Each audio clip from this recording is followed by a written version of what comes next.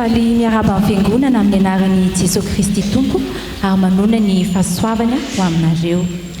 Ny FFPM fa 7 sy ny fa 10 ny andininy voalohany sy fa 3 no ndeha homantsika ho amin'ny Fidirana. Ny ten'Andriamanitra no safitriana amin'izao maraina izao dia arak'izay voasoratra ao amin'ny Matio 4. Matio 4 ka ny andininy fa 19. Toy izao mivaky ny teny amin'ny anaran'i Jesoa. Ny olona izay mitoetra tao amin'ny maizina dia nahita mahazava lehibe, ary izay mitoetra tao amin'ny aloko ny fahafatesana no hipisahan'ny fahazavana. Amen. I Jeso Kristy Tompo ry havana no ilay mazava ambara fa efa miposaka eto. Maro nefa ny olona, eny fa na dia amintsika kristianina aza no tsy mbola mety mahita izany mazava izany noho ny fahajamban'ny Fanahy.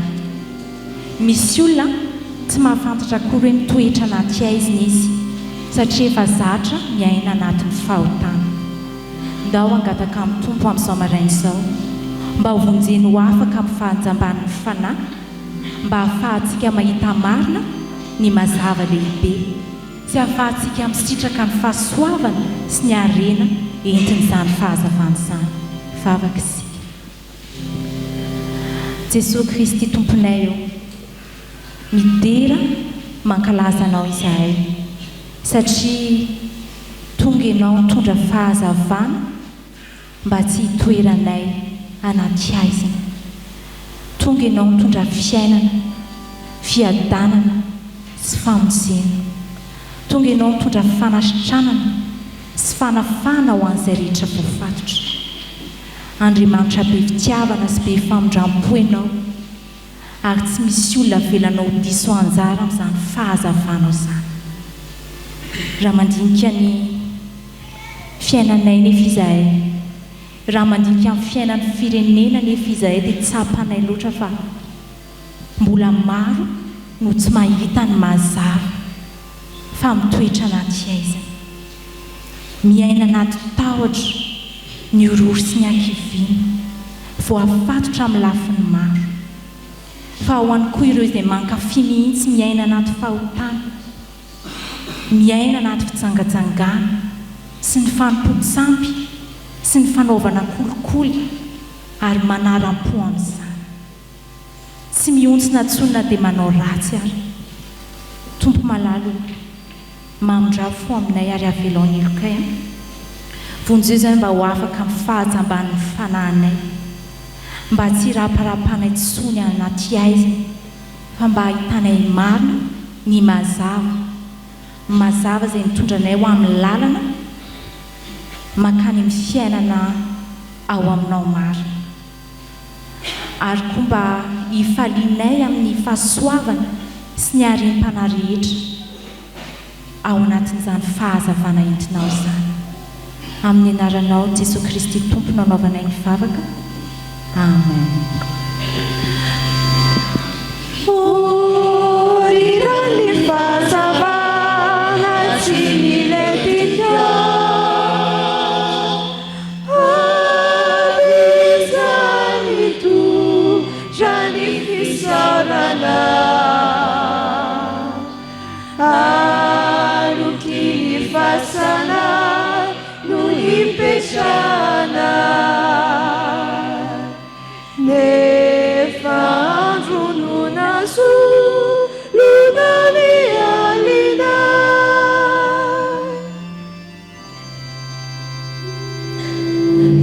eny akandro sotsa raha ny mazava mba ho fantatra tokoa ilay manao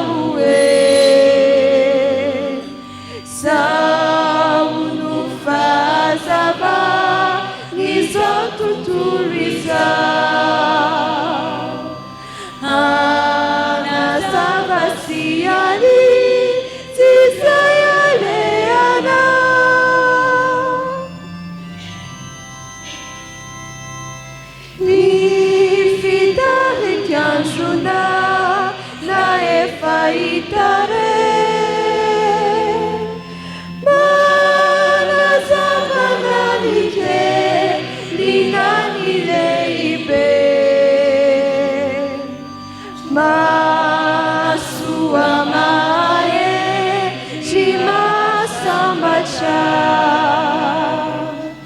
kakurirenia trisami pusaka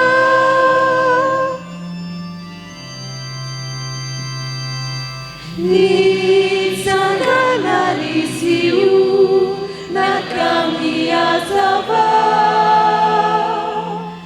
funina ishinitu punumi pusaka atupazimanuti dinani masuna ni areni firene nutugamina. Ny ten'Andriamanitra faharoa fidiana amin'izao maraina izao dia arak'izay voasoratra ao amin'ny Matthieu toko fahaefatra ihany fa ny andininy fa 17 vaky toy izao amin'ny anaran'i Jesosy. Ary tamin'izany andro izany dia nanomboka Toriteny Jesosy ka nanao hoe mibeba ianareo fa efa akaiky ny fanjakan'ny lanitra. Ny fiantsonan'ny olona hibebaka ary havana no toriteny voalohany nataon'i Jesosy Kristy. Koa torio mandrakariva ny fibebahana mba hatsaroan'ny olona ny fahadisoany sy verenany amin'Andriamanitra. Anio koa raha marezany tenin'Andriamanitra izany ianao dia mibebaha ekeo fa hampanoty ianao raisy Jesosy ary matoki fa voavelany elikao. Vavaka isika. Tompo malalo misaotra anao mampatsiahy anay amin'izao maraina izao fa ho avy ny fanjakanao ary mila mibebaka sy miala amin'ny ratsy fanaonay izahay mba hahafahanay miaina marina ny finoanay mba hiomananay amin'izany fiverenanao izany. Fanahy Masina ampiekeo ny elikay izahay ary tafio hery sy fanetretena mba hahafahanay miala amin'ny ratsy fanaonay. Diovy ihany koa ny fonay mba hahafahanay mandray marina ny filazantsara ka hanekenay ianao ho tompo sy mpamonjy ny fiainanay. Ka dia ho hita ho masina sy misy tiany izahay amin'ny andro iverenanao. Tompo malalo omeo anay ihany koa ny fahendrena sy ny fahasahiana mba hahaizanay mampahiry sy mananatra ireo mpiara-miazakazaka hitanay mihemitra na mivily lalana niala tamin'ny fanarahananao. Ary momba koa tompo ny fiangonanao sy ny mpitoro filazantsara mba tena hisy vokany eo amin'ny fiainan'ny firenena ny fisinay sy ny fijoroanay ka ho marobe ny olona anaiky hibebaka sy handray marina ny filazantsara dia ho voninahitra ao an-trano eny ny fiainanay rehetra amin'ny anaranao Jesosy. Amen.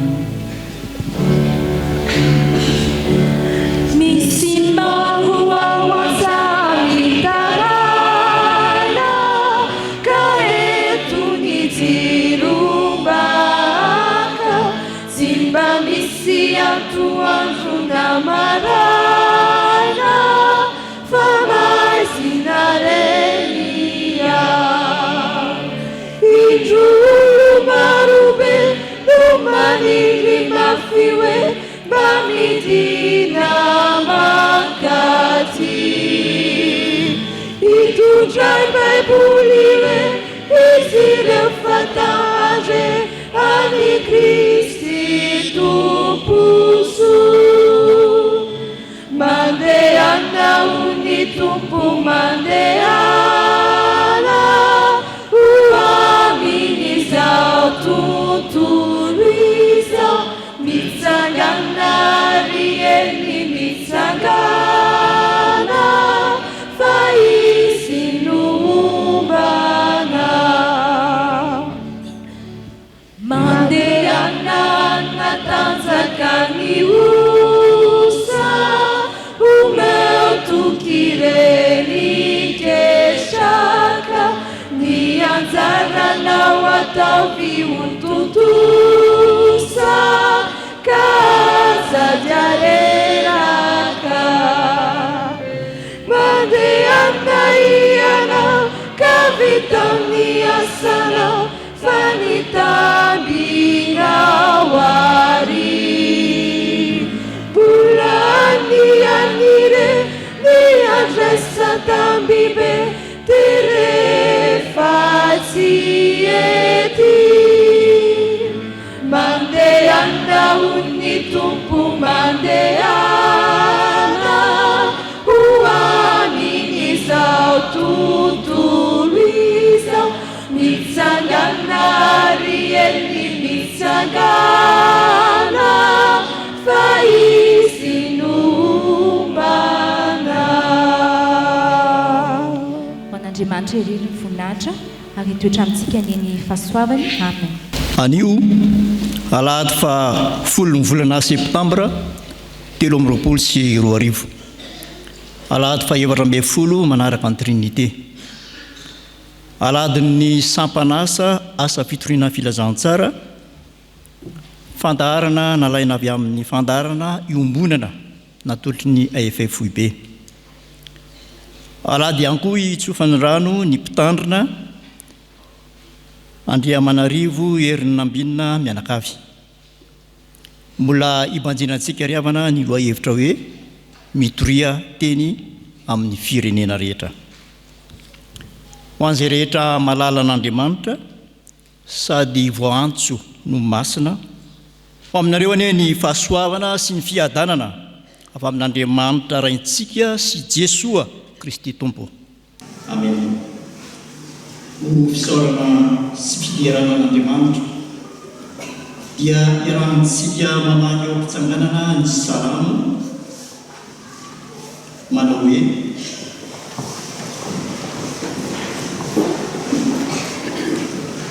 midera Jehova firenena rehetra, midera azy olona rehetra, fa lehibe ny famonjy Masina ary manakizay ny famonjy azy io.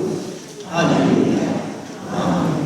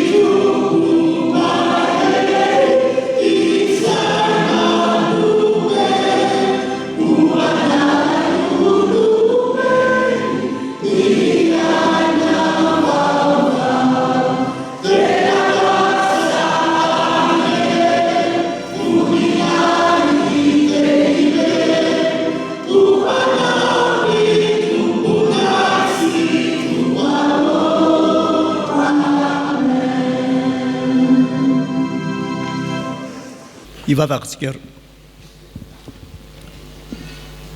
Andriamanitra tompo sy pahary anay io midera sy misaotra anao zahay fa mbola nitaominao ankehitriny ka afaka manantona anao ato amin'izao tempolinao masina izao mba ankalaza sy hanome voninahitra ny anaranao masina hiaino sy handray ihany koa ny teny fiainana tolotra ao anay mba ho toriana amin'ny firenena rehetra. Misaotra Tompo noho izao alahady natokana ho an'ny Sampana asa fitoriana filazantsara izao sy ho Fitsofan-drano ny Mpitandrina mpanomponao. Aoka ny fanahinao ampifantoka anay tanteraka aminao Andriamanitra rainay sy Jesosy Kristy zanakao. Amin'ny anaran'i Jesosy Kristy. Amen.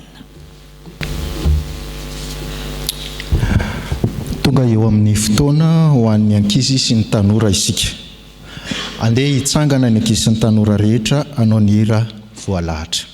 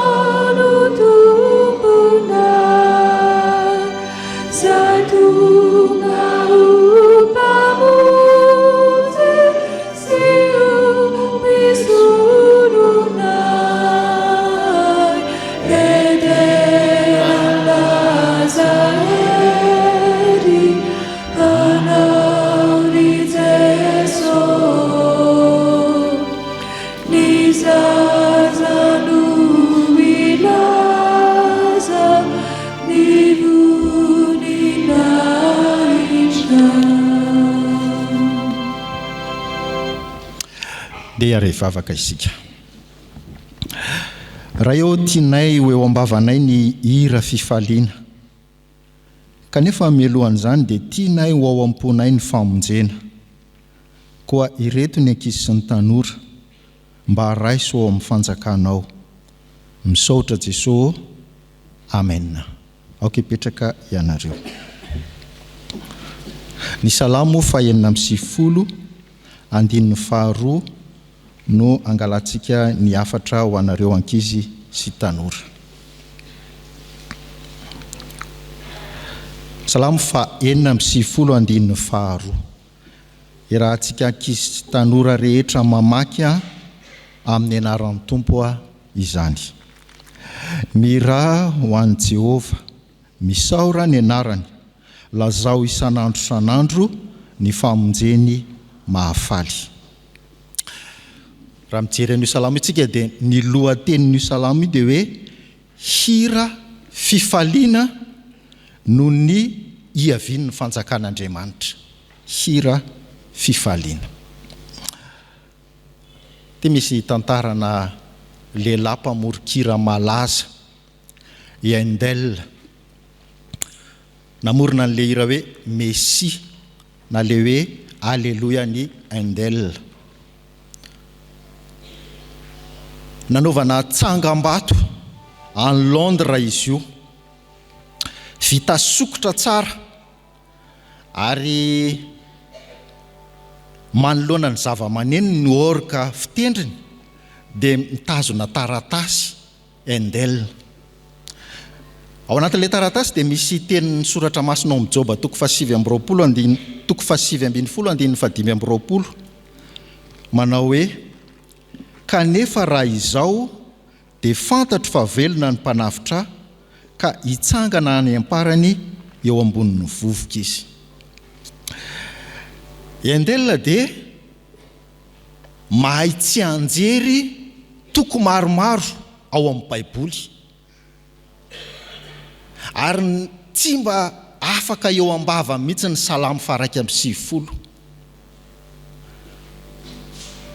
Melohan'ny kipin'ny masony Handel dia nangatahany hovakiana tamin'ny fotoana fodimandrina zany, dia nangatahany hovakiana ny Korintianina voalohany 5:12.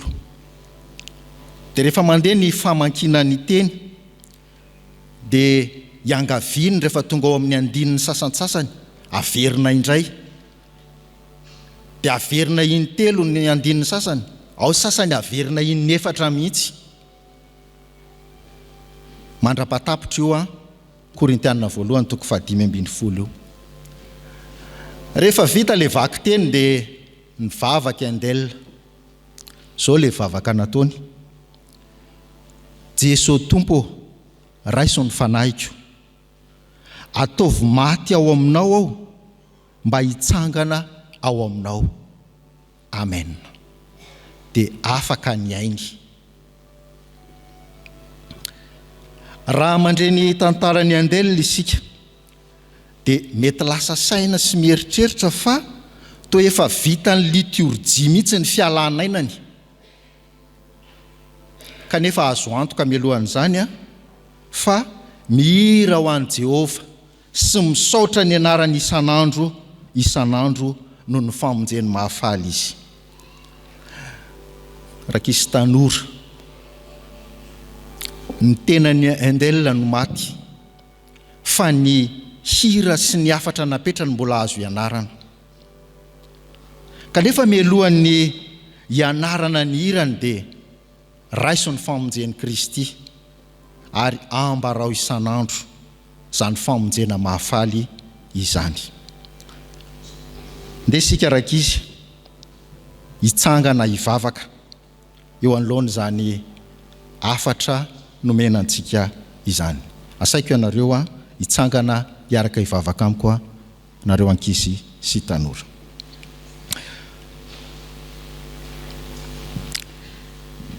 Arao zao vavaka izao: raisiko ato am-poko ianao Jeso, ka ambarako isanandro manomboka androany ny famonjenao mahafaly. Amen. Iasa ao anatinareo aniny teny, afaka mipetraka ianareo. Vavaka isika. Jeso Tompo, misaotra ny amin'ny hafatra nomenao ny ankizy sy ny tanora tamin'ity anio ity. Raha tianay mba eo ambavanay ny hira fifaliana, mialohan'izany dia tianay ho ao am-ponay kosa ny famonjeny Jeso Kristy. Koa engane zahay rehetra izay nandray ny hafatra sy fijoroana vavolombelona teto dia mba samy ayandray ny famonjena ka ho hira mahafaly noho izany famonjena izany no ambarana isanandro. Amin'ny anaran'i Jeso, amen.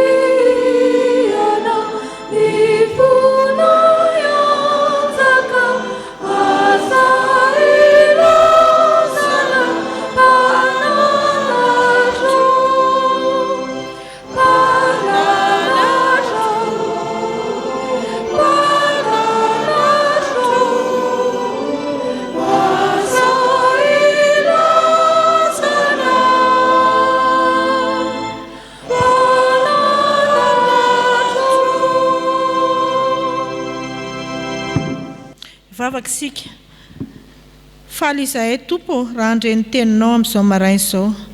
Ny teninao fa nilo ny tongotra sy fanazavana ny lalanay, koa mangataka ny fanahinao masina izahay hanazava ny teny rehetra hovakiana. Ny fanahinao masina trany hitoetra amin'ny mpanomponao izay hitondra ny hafatrao. Dia tahio ny teny rehetra zerenay Tompo mba hitondra hay mpanahy vaovao anay, ahafahanay mitoro filazantsara amin'olona rehetra. Misaotra Tompo, amin'ny anaran'i Jeso nanaovanay vavakay. Amen. Hiaraka mamaky sy haino soratra masina isika. ao amin'ny fanekena taloha bokin'ny salamo fa 470 andininy voalohany ka hatramin'ny 70 rehefa hita dia ho vakiana amin'ny anaran'ny tompo. Miraha firam-baovao an'i Jehova, miraha ho an'i Jehova ry tany rehetra, miraha ho an'i Jehova misaora ny anarany, lazao isan'andro ny famonjeny mahafaly, ambara ho any amin'ny jetilisa ny voninahiny, ary any amin'ny firenena rehetra ny fahagagana ataony. Fa lehibe Jehova ka mendrika ho deraina indrindra sady mahatahotra fa ambonin'ny Andriamanitra rehetra. Fa ny Andriamanitra ny firenena dia tsinotsinona, fa Jehova no nanao ny lanitra, fa mira-piratana sy voninahitra no eo anatrehany, hery sy fahatsara-tarehy no ao amin'ny fitoerany masina. Ry firenena manomeza an'i Jehova, eny manomeza voninahitra sy hery ao an'i Jehova, manomeza an'i Jehova ny voninahitra ny anarany. Mitondra fanatitra ka makanesa eo ankianjany, miankofa eo anatrehan'i Jehova amin'ny fiangona masina, manko vita eo anatrehany ry tany rehetra. Lazao any amin'ny jetilisa fa Jehova no mpanjaka, ary izao rehetra izao vao orina ka tsy hetsika, hitsara ny olona amin'ny fahamarinana izy.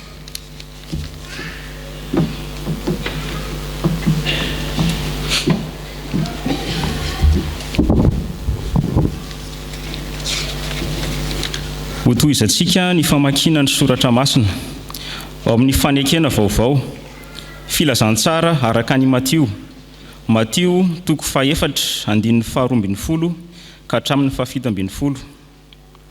Ary ho faranantsika ny famakiana ny soratra masina ao amin'ny epistily ho an'ny Romanina toko 15 andininy 17 ka hatramin'ny 19. Rehefa hita dia ho vakiana amin'ny anaran'ny tompo. Ary noho ny Ry Jeso fa efa voasambotra Jaona dia lasa nakany Galilea izy. Ary noho ny ala tany Nazareta izy dia nakany Kapernaum, izay eo amoron-dranomasina ao amin'ny zaratany ny Zebulona sy ny Naftaly, ka noho ny natao izy mba hahatanteraka izay nampilazaina ny Isaia mpaminany hoe: ny tany Zebulona sy ny tany Naftaly ao amin'ny tany amoron-dranomasina any andafin'ny Jordana, Galilea, tany jentilisa, ny olona izay nitoetra taon'ny maizina dia nahita mazava lehibe, ary izay nitoetra tao amin'ny tany aloko ny fahafatesana no nipisahany fahazavana. Ary tamin'izany andro izany dia nanomboka ny Toriteny Jeso ka nanao hoe: mibeba ianareo fa efa akaiky ny fanjakan'ny lanitra. Fa izao koa ry rahalahiko dia matoky ny aminareo fa feno fahatsarana ianareo sady mahay mifananatra koa, kanefa amin'ny fahasahiana no anoratako ny teny sasany aminareo, toy ny mampahatsiaro anareo indray noho ny fahasoavana nomen'Andriamanitra ahy, mba ho mpanompon'i Kristy Jeso ho an'ny jentilisa aho ka manao Fanompoam-Pivavahana amin'ny toriko ny filazantsara n'Andriamanitra, mba ho raisina amin'ny fankasitrahana ny fanatitra dia ny jentilisa rehefa no amasin'ny Fanahy Masina. Ka dia manana izay ataoko rehare ao amin'ny Kristy Jeso aho noho ny amin'Andriamanitra, fa tsy saiko lazaina izay zavatra tsy nampanaoviny Kristy ahy, na tamin'ny teny na tamin'ny asa, mba hampanaiky ny jentilisa, dia tamin'ny herin'ny famantarana sy ny fahagagana, ary tamin'ny herin'ny Fanahy Masina, dia hatrany Jerosalema ka manodidina hatrany Ilirikiona no nahatanterahako ny fitoriko ny filazantsara ny Kristy. Koa dia nataoko ho voninahitro ny hitory ny filazantsara toy izao, tsy eo amin'izay efa niantsona ny Kristy anefa, fandrao hanovona eo ambonin'izay efa naoriny sasany aho, fa araka ny voasoratra hoe: izay tsy nilazana azy no ahita, ary izay tsy nandre no ahafantatra. Amen.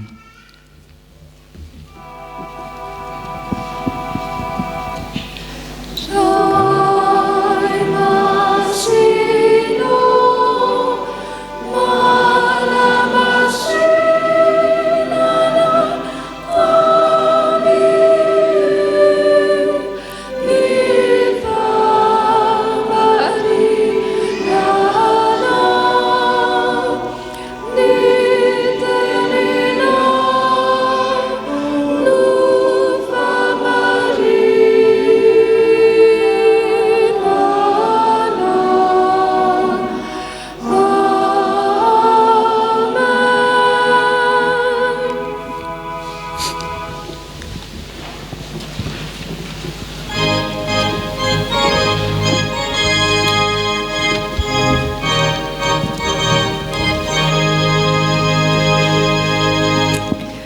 Ry Jeso Mpamonjy malala, hitratony manombola.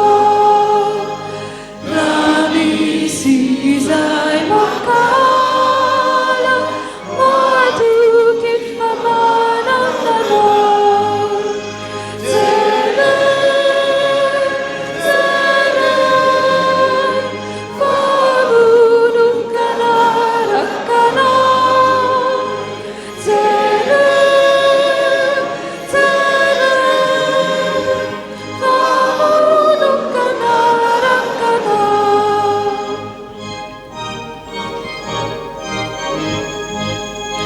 Ireo lentina vontantara no mampaherirana. Itokin'ireo maritina fanero mitarikana. Tsara, tsara, famonokana rakana. Tsara, tsara, famonokana rakana.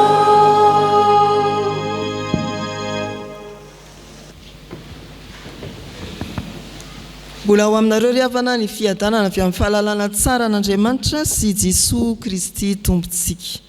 Hitombo ao anatintsika ny fanahy masina hampianatra antsika ny sitrapon'Andriamanitra indray amin'ity anio ity.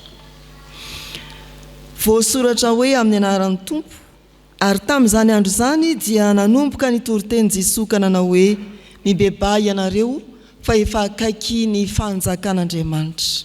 Nanomboka ny toriteny Jesoa ka nanao hoe mibebay ianareo fa efa akaiky ny fanjakan'ny lanitra. Ry havana malala rehetra amin'ny Tompo, ampatsivoneto am-piandohana fa rehefa nitsahatra ny fanirahan'ny Tompo mpaminany hatreo amin'ny Malaky dia 700 taona tsy niteny Andriamanitra no ny fahatezerany tamin'ny zanak'Israely indrindra. Fatahorin'izay no misokatra indray. Ny vanim-potoana ny fitenenan'Andriamanitra ka dia naniraka anijaona mpanao batisa izy. Ary voalaza eto amin'ity perikopa ity fa rehefa voasambotra ijaona dia lasa nakany Galilea Jesoa dia nanohy ny asa fitoriana ny filazantsara. Toriteny fohy indrindra. Ary toriteny ijaona mpanao batisa ihany no mbola naveriny Jesoa eto araky ny voalaza ao amin'ny toko 7:2 dia ity ihany no nambarany ijaona raha nitory tany Jodizy voasoratra hoe mibebay ianareo fa efa akaiky ny fanjakan'ny lanitra. Matthieu 7:2. Ary averin'i Jesoa eto amin'izao toko 4:17 zao manao hoe mibebay ianareo fa efa akaiky ny fanjakan'ny lanitra. Jesoa Kristy vita batisa, Jesoa Kristy vita sedran'ny fakapana, mahery fo nandeha tany Kapernaomy hitory izany teny izany. Avy ao Nazareta Jesoa, rehefa tsy nahavanina ny asany tao, eny norohan'ny mpiray-tandrazana taminy, dia nakany Kapernaomy. Ary voalaza ny soratra masina ao Matthieu 7:1 fa tonga fonenany izany tanàna izany. Olona vao nifindra monina vetivety no samy toriteny milaza hoe mibebay ianareo efa akaiky ny fanjakan'ny lanitra. Mitoriteny amin'ny firenena rehetra ka voalohany torio amin'ny herim-po ny teny. Torio amin'ny herim-po ny teny. Ary ny faharoa torio mazava ny teny. Torio mazava ny teny. Torio amin'ny herim-po ny teny. Jesosy Kristy ao Kapernaumy no mitory ny teny, ary ny atao hoe mitory teny raha ny dika teny miainga amin'ny teny fototra no jerena dia manambara toy ny maherim-po raha misongadina sy manandanja ho an'ny olona. Manambara amin'ny kerim-po na manambara toy ny mahery-fo raha misongadina sy manandanja amin'ny olona. Zay ny atao hoe mitory teny. Jesosy eto raha mitory teny, tsy mitory teny amin'ny anaran'ny mpanjaka na amin'ny anaran'ny amperora romanina, fa mitondra ny tenin'Andriamanitra. Ny loharan'ny teny izay ambarany dia Andriamanitra ilaina niraka azy. Mahery-fo, mitondra ny teny, manandanja ho an'ny olona rehetra, tsy akanavaka, tsy olona tsopotsoponina na avaka vahana na zay mitovy firehana amin'ny teny, fa ny eny an-dalana, ny eny an-tsaha, ankalamanjana, ny amperinasa dia itoriana teny avokoa. Izay ilay hoe nitory teny. Nitory teny Jesosy, tsy nifantofantina olona izy na namoromoro vahoaka arak'izay heveriny fatiana ilazana, fa ny ilazany avokoa tsy akanavaka ny teny nampitondrain'Andriamanitra azy ny olona rehetra, ary nataony tamin'ny fahasahiana, tamin'ny kerim-po zany tory teny zany. Mahafinaritra ny havana ny mahita fiangonana kristianina izay tsy mihafahafa amin'ny tany rehetra, izay igadonany na ametrahany tongony na atongavany avy hatrany dia mitory teny, mijoro vavolombelona na iza na iza. Fa mampalahelo mahita hoe io misy kristianina firy taona izy teo amin'ny toerana anankiray, tsy mbola nisokatra ny vavany mba hitory teny, mba hanambara ny filazantsara, mba hitaona ny olona iverina amin'Andriamanitra. Antsony sika kristianina ho tahaka an Jesosy Kristy ka tsy hiafiafy amin'ny toerana rehetra izay ametrahany tompo antsika, na afirina sika no efa tafatoetra teo, na voatonga na efa teo hatr'izay aza miafiafy. Torio amin'ny kerim-po ny teny, mitory teny amin'ny olona rehetra, amin'ny firenena rehetra, ary torio amin'ny herim-ponao ny tenin'Andriamanitra. Aoka hery-fo amin'ny fitoriana ny teny isika. Ny faharoa, torio mazava ny teny. Raha makatahaka ny Jaona mpanao batisa sy Jesosy zany ny mpitory teny amin'ity fotoana ity, dia milaza mazava fotsiny ihany manao hoe mibebay ianareo fefakaiky ny fanjakan'ny lanitra tapitra ny tory teny. Ray minitra fotsiny. Fa zatonona eo ariana kely eo amin'ny toko 5 hatrany amin'ny toko 7, 90 be izao ny tory teny ny Jesosy, nandimby an'io tory teny fohy dia fohy io. Torio mazava ny teny. Ny tory teny izay nambaran'i Jesosy eto dia ny hoe mibeba. Tory teny mamoha varavarana ho amin'ny fanjakan'ny lanitra. Tory teny izay fanalahidy hitaomana ny olona mba hiandrandry zany fanjakan'ny lanitra izany, fa tsy ho tavela eo amin'ilay izao tontolo izao mamatotra azy amin'ny fahotana, eo amin'ilay izao tontolo izao mangeja, mampiotikodina azy, mahatratry ny sangodimpan'ny fiainana azy. Nizaniza ry havana mpaminany ny rano ao amin'ny Baiboly hitory ny lalam-pamonjena dia nampombain'Andriamanitra azy mandrakariva izany teny, mitaona hibebaka izany, hiverina amin'Andriamanitra. Na ny mpaminany tranainy toandry Eli, na ireo mpaminany lehibe toandry Isaia, Jeremia, Ezekela, na ireo mpaminany madinika manomboka eo amin'ny Hosea hatrany amin'ny Malaki, dia samy mitaona ny olona hiverina amin'Andriamanitra avokoa izay ilay hoe mibeba. Ny dika teny hafa izy raha raisina dia hoe mba tonga saina miova miverena amin'Andriamanitra, miova todika. Raha nakany ianao mizotra ny lalanao dia mitodika makany indray ianao, izay ilay hoe mibeba. Raha tany amin'izao tontolo izao ny fitodianao dia antsonanao hitodika amin'Andriamanitra, hiantoraka amin'Andriamanitra ary amin'ny alalan'ny lalany azo fijaliana anarahana an'i Jesoa Kristy. Fototry ny toriteny, na toriteny fototra manokatra ny varavara ny fanjakan'ny lanitra ny hoe mibeba. Teny tsotra sy mazava saingy manahirana. Eto amin'ity Maty 7:7 ity voalaza teo amin'ny 7:2 ary mbola notombiasan'ny apôstôly ao amin'ny asan'ny apôstôly 2:2 mibeba ianareo mba atao batisa, andraisanareo ny famelan-keloka. Zay ny hevitra voasoratra ao.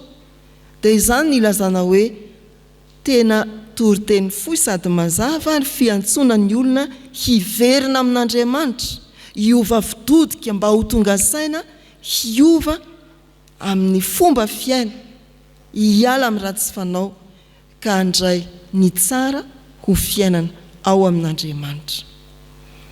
Ry havana, misy toriteny tena manjavozavo. Tsy fantatra hoe inona ny tiany toriteny ho lazaina, inona ny tiany mpanoratra ho lazaina. Misy koa toriteny manafosafo ny mpiainy fotsiny. Misy toriteny tsisy fotony satria tsy misy fampibebahana. Dia tsy ny mpitoriteny ihany fa ny vahoakan'Andriamanitra hitoriana teny koa dia mangidy itsofina. Raha saina mandiny teny izy satria manao fahadisoana, nandika ny sitrapon'Andriamanitra ohatra hoe nangalatra, nanao kolikoly, raha tsy fitondran-tena ka nijangajanga, ianao anarina mafy, atsaharo manomboka an'io, hitoetra tsara ka ny sitrapon'Andriamanitra io, mangidy itsofina izy. Ao amin'ny soratra Masina misy fitantarana olona anankiray te azo fiainana mandrakizay, rehefa napetraka ny tompo ny fepetra, mandihana midio ny fanananao rehetra omeo ho an'ny malahelo, dia hoy ny toy ny tantara hoe niala tamin'ny alahelo, ilay manan-karena, omeo amin'ny malahelo, izy niala tamin'ny alahelo. Tena hoe nangidy itsofina, niaino izany tenin'i Jesoa, milaza ny lalana, azahoany fiainana mandrakizay izany. Dia raha jerena koa hoe hoy ny soratra Masina, halako ny fisaoram-bady. Dia rehefa jaka zany dia finety fotsiny ry pastera. Mangidy itsofina, oka aloha hitady atoko fiavana mankasitraka fisaraha-panambadiana.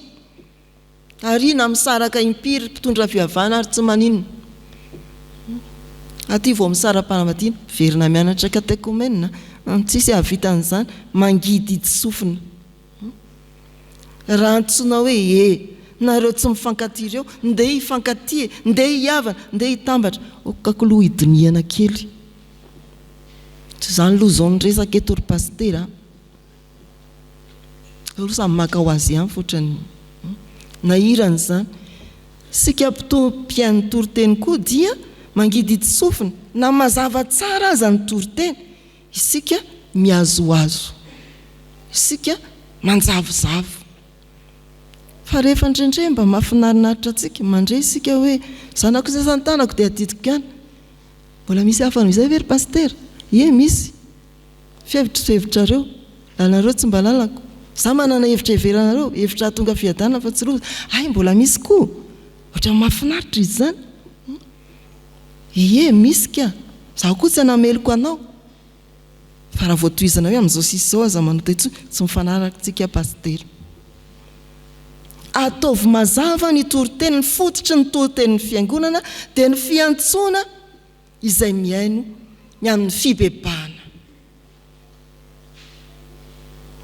Ianao mila miova, ianao antsoina ho tonga saina, hiverina amin'Andriamanitra, hiala amin'ny ratsy fanao, anatona ny Jesoa ka andray famelan-keloko. Mibebay ianareo atao batisa mba hazahoana famelana ny elokareo. Zany dravana ny toriteny mazava. Raha tena ny safidiko dia hoe naverina fotsiny bebay ianareo fivakaiky ny fanjakan'Andriamanitra dia tapitra ny toriteny dia mitehaka ngambonareo fa tehaka hitondranareo tena hibebaka ve. Dia nazavaina tahaka izay. Voalohany, torio amin'ny herim-pony teny.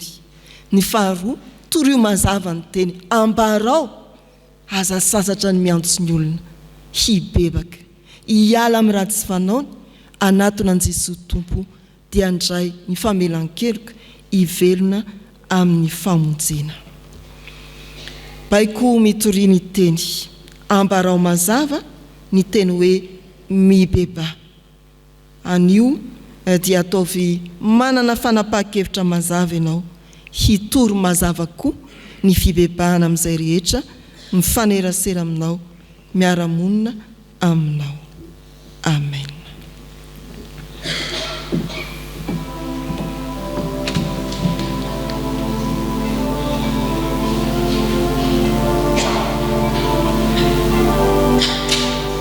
Hivavaka sika ry havana.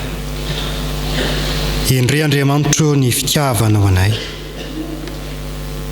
satria nanambaranao ny teninao tokoa izahay, mazava ny hafatrao.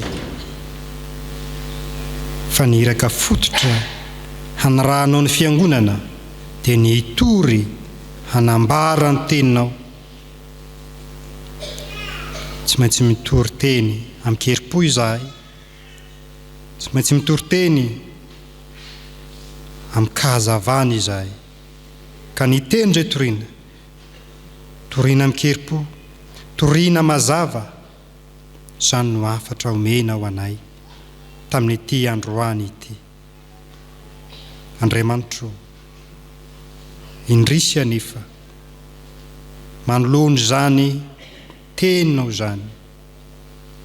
Mitory tokoa izahay ary mafana fo ary mazava ena tanterana izany. Fa indrisy to manahy mafy izahay raha mby avy eny amin'ny rano lanitra ianao, raha ho isan'ilay ho avy eo anatrehanao, ka na hoe tsy efa nitory ny anaranao va izahay, tsy efa namoaka dia amin'ny tamin'ny anaranao va izahay, tsy efa nanao asa lehibe maro tamin'ny anaranao va izahay, dia ianao kosa hiteny manao hoe tsy fantatro ianareo na hafitaiza miala amiko ianareo olomeloka. Ko noho izany Jesoa, ndreto izahay manatona anao ary dia manondrika ny lohana eto anatrehanao mba hamarina eo anatrehanao ny fanoloran-tenanay, ary afao izay ho afaka amin'ny ratsy rehetra mangeja anay, fa ny raha ho fanoloran-tena fitaka ka ho asamaina fotsiny ny asa rehetra ho tanterahanay. Ka na hitory amikeripo aza, eny hitory mazava aza, nefa ny ataonay ihany no ataonay, dia ho zava-doza ny hafaranay,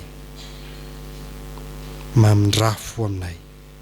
Ary aoka ny fananao masina hameno ny fonay Andriamanitro, ka hitarika anay ho amin'ny fahamarinana rehetra, mba hatanteranay ny sitraponao, ka tonga anay fiangonana ho fanasina sy ho fahazavana eto anivon'ity firenena hanjakany aizy kitroka ity.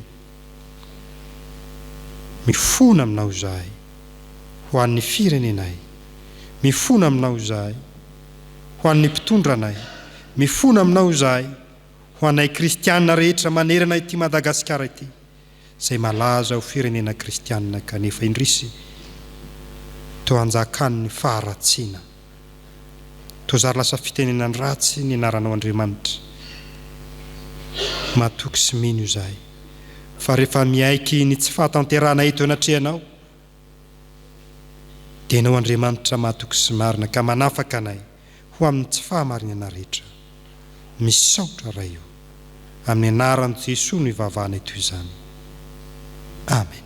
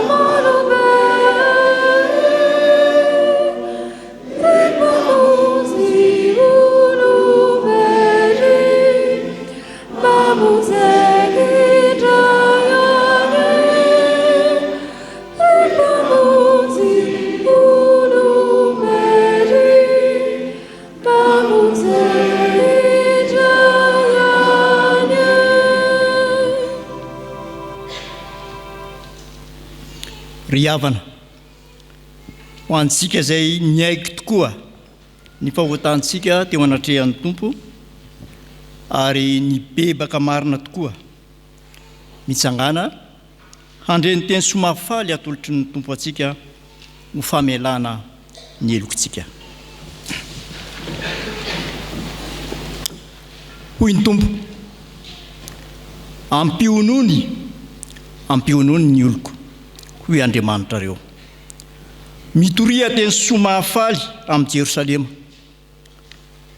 ka lazao aminy fa vita ny adiny, sady voavela ny elony, ary efa nandray indroeny tamin'ny tanan'i Jehovah izy ho valiny fahotana rehetra nataony. Ambara amin'ny anaran'ny tompo arariavana fa voavela ny elokareo noho ny anaran'ny Masina. Midiran'ny tompo. Amen. Sambatra ny olona izao, voavela ny elony, sy nosarona ny fahotany. Sambatra ny olona izao, tsisa ny Jehovah eloka,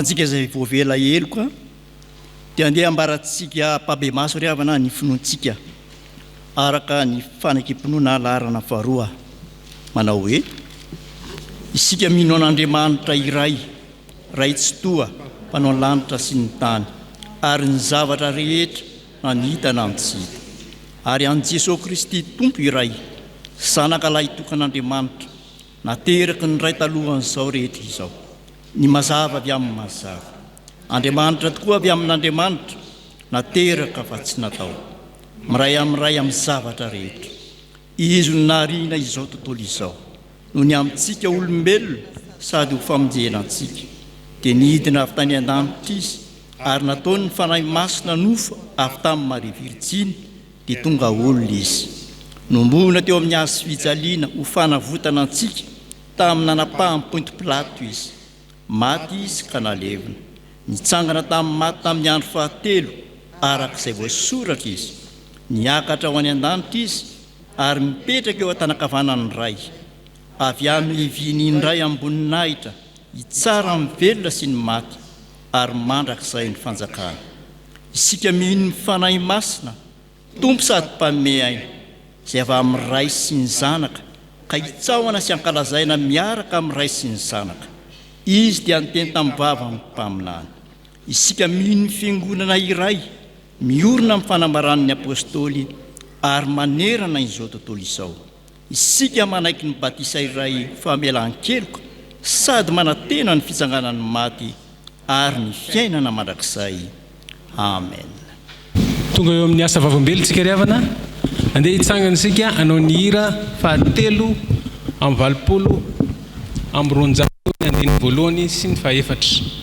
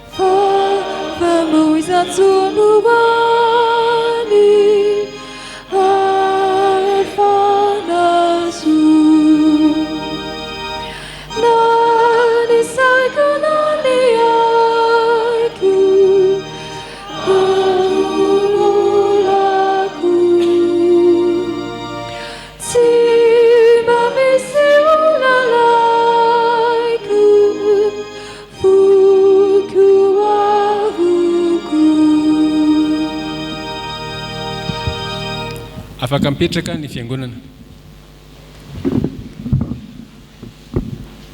Ny asa vavolombelona izay ijoroky etona dia fanehoana fankasitrahana ny mpitandrina Andriamanarivo Herinambinina.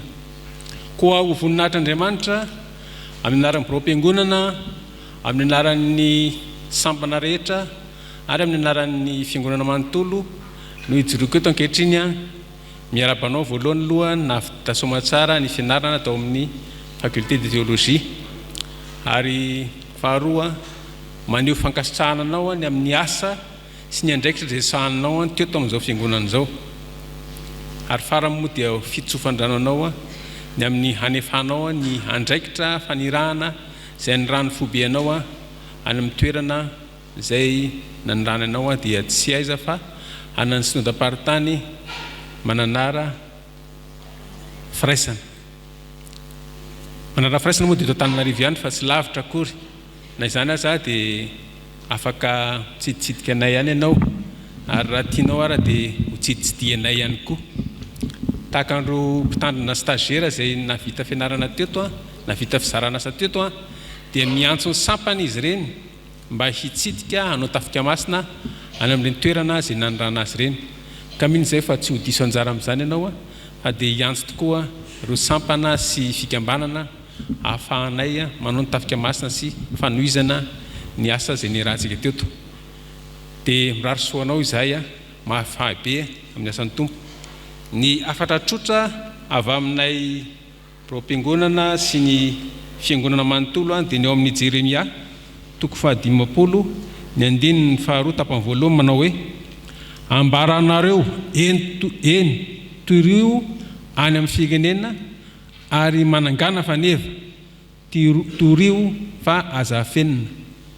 Teny tsotra zany ary indrindra mifanaraka indrindra amin'ny loha hevitra izay banintsika ny hoe mitoria ny teny amin'ny firenena rehetra dia mahereza sy mahazotoa ary ny fanehoana fankasitrahana anao moa dia efa ho hitanao anatin'ireny valopy be dia be ny zarainy ireny dia ho arotsaky ny olona ireny rehefa avy eo dia omena anao. Tsy fantany moa izay fanarahan'isy mpitandrina hoe mifanirimy moa dia hoe ilay valopy mihitsy no izy no andray azy sy anisa azy kanefa fandamina eto amintsika dia ny dekona manokatra ny valopy ary izay ao anatin'ny valopy dia ho atolotra anao amin'ny fotoana izay mamety azy amin'ity herinandro ity. Dia mirary soanao izay izao dia tonambavana anao ny mpitandrina. fa efa natolotra tao amin'ny fidirana voalohany-driavana ny avantsika ny mpitandrina andrian'irina Rivo Jean Lucien izay anoya ny fizaran-drara eto amintsika indray ary anoy koa ny asan'ny pastera Herinambinina miarabazy voalohany indrindra amin'ny anaran'ny tompo isika mampahery azy ny ankonany amin'ny fiazakazany eo amin'ny fiomanana ho mpitandrina taona 5 eo amin'ny fakulté teolojika Ambatonakanga dia mavitasoa ary mirary koa ny Fanahy Masina ambombanao mandritra ny fiarantsika miasa efa-bolana eto mitodika amin'ny pastera Andriamanarivo Herinambinina mianakavy isika ary dia manonona izao soratra masina izao araka ny Isaia toko 120 sy ny toko 120 manao hoe amin'ny anaran'ny tompo fa ianao kosa ry Israely mpanompo sy Jakoba izay nifidina taranaky Abrahama Sakaiza ianao izay efa notantara moa avy tany amin'ny farany tany ary nantsoko avy tany amin'ny sisiny ka nilazako hoe mpanompoka anao efa nifidiko ka tsy mba narivo aza matahotra anao fa mombanao ao ary aza mieriketika foana fa izao Andriamanitra ao mampahery anao sady mamonjy anao eny mitantana anao amin'ny tanana kavana ny fahamarinanao eny izy mbola zavatra kely foana raha tonga mpanompo hananitra ny Jakoba ianao sy ampodiny Israely sy savoary fa omeko fahazavana an'izay tosako ianao mba ho famonjeko hatrany amin'ny farany tany. Amen. Dia izay na ifampahirezana Fitsofan-drano mba ho mpitandrina iraisam-pirenena ny ianao pastera. Hitsanga sika hivavaka. Isaorany ianao Andriamanitra ny amin'ny fotoana izay namelanao anay sy ny mpitandrina Andriamanarivo Herinambinina efa mianaka hiara-hiasa taminay teto amin'ity fitandremana ity tao ny fizaran-drara ary teo koa izay efa nanatanterahany ampaniraka tao aorian'ny Fitsofan-drano azy teny Antsahamanitra amin'ny mampitandrina mankasitraka no ny herin'ny fanahinao masina nambomba anao azy mianakavy ary nazahoana mafy ny votsara ny antso ny iverenanay amin'Andriamanitra ka nanazavany amin'ny fibebahana dia anomboka indray fitoriteny an-tanàna hafa izy sodapartana mananara firaisana mba hanomboka amin'ny hafatra mazava hiantso ny olona hiverina aminao Andriamanitra ka hiteny tokoa hitoriteny tahaka an'i Jesoa manao hoe mibeba fefakaiky ny fanjakan'ny lanitra dia ho ambininao amin'izay isasarany amin'ny keripo eo an-tanimbolinao any izao mpanomponao izao sy ny ankonany ary homeo azy koa izay rehetra mety ilainy avy tany izany asa masina izany tehirizy izy ary ampombay azy ny teny fikasana firarintsoa izay novakina fiangonana tamin'ny anaranao ho azy teo fa indrokoa ny mpanomponao izay miditra indray amin'ny fizaran-drara eto amin'ity fitandremana ity meo azy ny heri-po amin'ny fanatanterahana izany asa masina izany mbola avokarany be indray amin'ny fitoriana ny filazantsara ary ho an'ny fanjakanao amin'ny anaran'i Jesoa no hanonanay ny vavakay ianao amaly fitizay rehetra andray anjara eo amin'ny fanohanana anaty valopy izao mpanomponao izao entiny miatrika ny asa fanompony. Amen. Petraka ianareo teny fohy sa teny lava atonontonony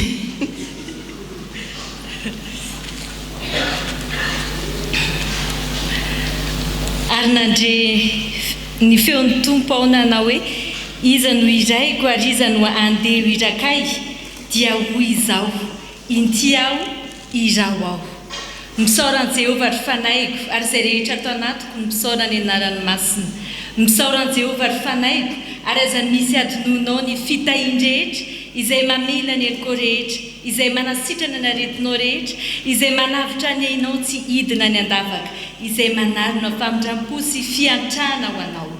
Amen. Izany ten'Andriamanitra izany no entina isaorana an'Andriamanitra no ny fitahiany mahatrerika ka nahavitana izao fizaran-drara izao nandritra izay ray taona izay saorana lehibe Andriamanitra satria izy nifidy mba ho mpitory mahatoko ny filazantsara an Jesosy Kristy nitory ny fibebahana ihany koa.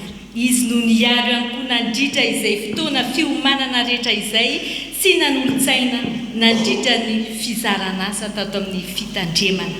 Manaraka izany isaorako avokoa ianareo fiangonana rehetra ny kristiana tsy ankanavaka izay mandrafitra izao fitandremana izao, na ny vita batisa na ny tsy vita batisa, ireo mpandray ny fanasan'ny tompo sy ireo izay mbola tsy mpandray ny fanasan'ny tompo, ny katekomena, ny sampana velona rehetra ato amin'ny fitandremana, ny fikambanana rehetra izay misy ato amin'izao fitandremana izao, ny mpihevitra ra, ny birao mpiangonana izay tariandray aman-dreny Mpitandrina.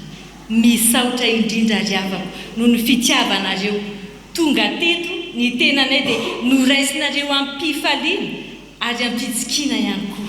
Mbola tsy vitan'izany fa nokarakarainareo, notohananareo am-bavaka, notohananareo tamin'ny endriny maro samihafa. Sambatra ra samy sambatra ianareo satria tia manohana sy mandray mpanompon'Andriamanitra. Riavako fa Andriamanitra tsy mba tsy marina anadio ny asanareo sy ny fitiavana izay nasehonareo ho voninahitry ny anarany. Raha nanompo ny olona masina ianareo sady mbola manompo ihany. Isaorako manokana ianao pastera miarsoa, misaotra indrindra pastera fa nananjoky tokoa nanananao. Mendrika loatra mampitandrina ny fahatsoram-ponao, fa raha be fanontaniana loatra ty zandrinao dia namaly ianao sady nizara ihany koa ianao. Raha nanana fahadisoana teny atsefatsefany tedy ny zandrinao pastera dia nanintsy ampahanginana ianao sy ampitiavana ihany koa. Ainao no nampahery sy nankasitraka nandritra izay fiarah-miasa izay. Nankasitraka pastera ny fanahin'i Jehovah ne hitoetra ao anatinao sy ny ankonanao, dia ny fanahin'ny fahendrena sy ny fahazavain-tsaina, ny fanahin'ny fahaloran-tsaina sy ny faherezana, ny fanahin'ny fahalalana sy ny fahatahorana an Jehovah. Farandriavako malala, raha andeha ho any an-tanimbolon'ny tompo izahay dia tsaroana mandrakarivo izao fiangonana Isotry Fitiavana izao satria mamy raha samy mamy no zavatra hita teto amin'izao fitandremana izao. Ny angatahana kosa nefa ianareo hitoetra ny mamy no moaka ho tsarosika mandrakarivo.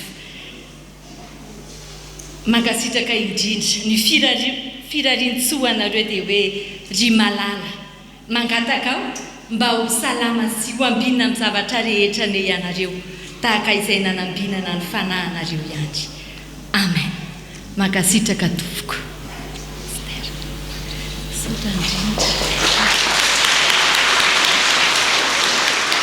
Hivavaka sika rehetra. Andriamanitra tokoa ianao. Ianao le ray mpiana, ray tena tiana, ka nanome anay an Jesosy Kristy zanakao. Ilay fanoteny taminay, fa na inona nangatahanareo amin'ny anarako dia ataoko izany. Ary ankehitriny dia manatona anao izay ary manondrika ny lohanay noho izany teny izany mba hangataka aminao Andriamanitra. Tompo, mivavaka izahay ho an'ny asa fitorinan'ny filazantsara izay tanterahan'ny fitandremana Isotry Fitiavana, ireo asa samihafa tanterahan'ny isan-tsampana mba ho fenona ny herin'ny fanahinao any ny tompon'andraikitra isan-tsokajiny avy eto amin'ity fitandremana ity, ka hanana herim-po hitory ny teninao, hitory sy hanambara ny hafatrao. Ary mivavaka izay ho an'ny kristianina sy ry avy isambarabarana. Tompo, ireo izay manana fahorim-panahy fangio amin'ny fahasoavana ka ampionina azy tokoa ianao. Ao ireo namoy havatiana sarakolona irery hitanaonay ny fampionona avy amin'ny Fanahy ho amin'ny tsirairay. Tompo, ankehitriny koa dia mivavaka izay ho an'ny firenenay. Andriamanitro, efa tianao i Madagasikara ka nany rano mpanompo mba nehoana ny filazantsara, ary efa nanao asa mahagaga maty tao amin'ny firenenay tena ankehitriny. Faingan'Andriamanitro, asehoindra ny herinao Andriamanitra mba hampanjaka ny fahamarinana, hisehoany ny voninahitro ilay tia ny firenenay. Tompo, izahay tsiray avy dia samy manana ny etaetam-pona ihany, tiana ety eto anatrehanao, ka ianao dia mahalala ny hevitra hiverana anay. Nao ka hatanteraka izany dia hevitra hitondra fiadana mba hanarany fanantenana ny amin'ny farany. Dia noho ny anaran'i Jeso Kristy izany vavaka izany, miaraka ny vavaka nampianarana raha io izay mianatra, ho Masina ny anarana, ho tonga ny fanjakana, hatao ny sitrapona hoe ty an-tany tahaka ny an-danitra, meo any ny sara zavanay, ary amelany elokay tahaka namelana izay nyeloka taminay, ary aza tonga ny amin'ny fankapana, fa manafany amin'ny ratsy, hanao ny fanjakana sy ny ary ny voninahitra mandrakizay. Iombona amin'ny vavaka vita asa isika. Endreny fifalianay Andriamanitro fa miompandresena amin'i Jeso Kristy zanakao izahay, ary raha kivy izay niditra teto tonga manana fanantenana, raha nalemy tonga mahery, raha narary dia nomenao fahasalamana, raha nibebaka dia navelanao eloka. Misaotra noho ny fampiorenanao ny finoanay tsiraray avy, ahafahanay mijoro indray ho vavolombelonao sy miasa ho an'ny fanjakanao eo amin'ny andavanandro mpiainanay. Ary tehirizo izay amin'izao fahamasinana natolotra ho anay izao. Misaotra ny amin'reto mpanomponao izay nanaiko fitaovana teo ampianatananao, mbola hampahery azy ireo mandrakariva ianao ary hampaharitra azy amin'izay Fanahy ekeny ianao tamin'izao fanompoana mampiandry izao. Amin'ny anaranao Jesoa no hanonanay ny vavakay. Amen. Tonga amin'ny famarana izao Fanompoam-Pivavahana izao isika mitsangana andray ny hafatra sy ny tsodrano dia marana amin'ny hira voalahatra. Zao nafatra tonona ao antsika voavinandray ny asa sy fampaherizana. Voasoratra hoe, indro Jehova efa nanambara hatrany amin'ny faran'izao tontolo izao nanao hoe, lazao amin'ny Ziona zanakavavy, indro avy ny famonjenanao, indro ny valim-pity atolony dia ao aminy, ary ny valinasa omeny dia ho anoloany, ary ireny ho tononona hoe firenena masina dia olona navotan'i Jehova, ary ianao dia atao hoe ilay notadiavina tanàna tsy fohy. Raisoa ny tsodrano tononona sy atolotra amin'ny anaran'ny Tompo. Hitahy ianareo ny Tompo ka hiaro anareo, hampamirapiratra ny tavina aminareo ny Tompo dia hamindra fo aminareo, hanandratra ny tavina aminareo ny Tompo, hanome anareo fiadanana. Mandihana amin'ny heriny po ny Tompontsika. Amen.